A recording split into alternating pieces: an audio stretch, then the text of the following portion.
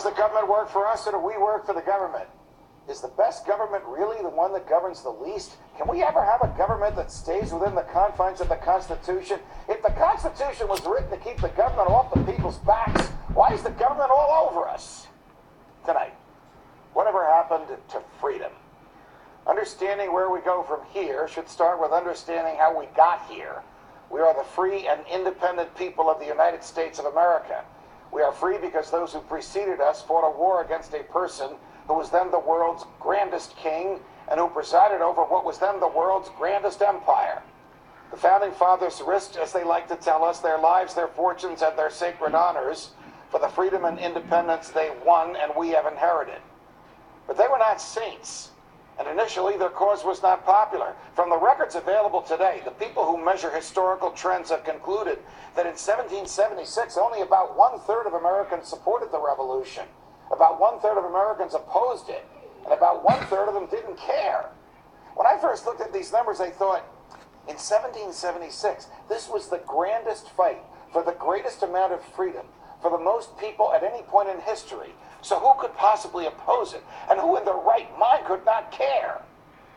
Fast forward to today and ask, who could possibly support a government that regulates everything, from the strength of the water pressure in your shower, to the size of the toilet bowl in your home, to the thickness of the leather in your shoes? Who could want a government that punishes people for speech, that lets its own agents write their own search warrants, that fights wars just to keep the military-industrial complex busy, that debases all you own by printing worthless money and putting it into the stream of commerce, that gives away more than half the tax dollars it collects, and that, despite express provisions in the Constitution to the contrary, permits the president to lock up whoever he wants and to throw away the key? Perhaps the colonists who didn't care if they freely chose their government or were cared for by a benevolent tyrant had an odd way of knowing what was coming. Perhaps those who opposed the revolution were afraid to take on the king, to challenge authority, and to risk their comfortable lives for the unknown. Well, we all know what happened. A relatively small part of the population pushed the culture and society toward freedom. And the freedoms that they chose were pure. I mean, after we won the revolution and wrote the Constitution, the new government and the political class assured all Americans that they could think as they wished and say what they thought and publish what they said, that they could associate or not associate with anyone. They could worship as they chose or choose not to worship. They could defend themselves with guns even against tyrants. That troops would never enter their homes, that only neutral judges would issue search warrants, and that the government could not take their lives, their freedom, or their property without a trial at which their fault would be proven in front of a neutral jury. All this was guaranteed to the first generation of Americans and to their posterity, that would be us, because much of it had been denied them by the king and the parliament, and because Americans came to believe, even the 1/3 that were afraid and the 1/3 that didn't care, that these rights are ours by virtue of our humanity.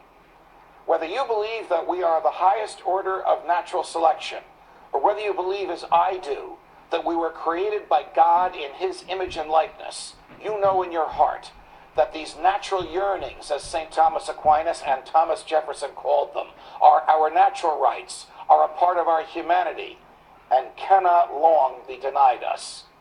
And yet, they have been denied. The same Founding Fathers who wrote that Congress shall make no law abridging the freedom of speech, in fact, enacted the Alien and Sedition Acts, which punished speech that was critical of them, critical of the government.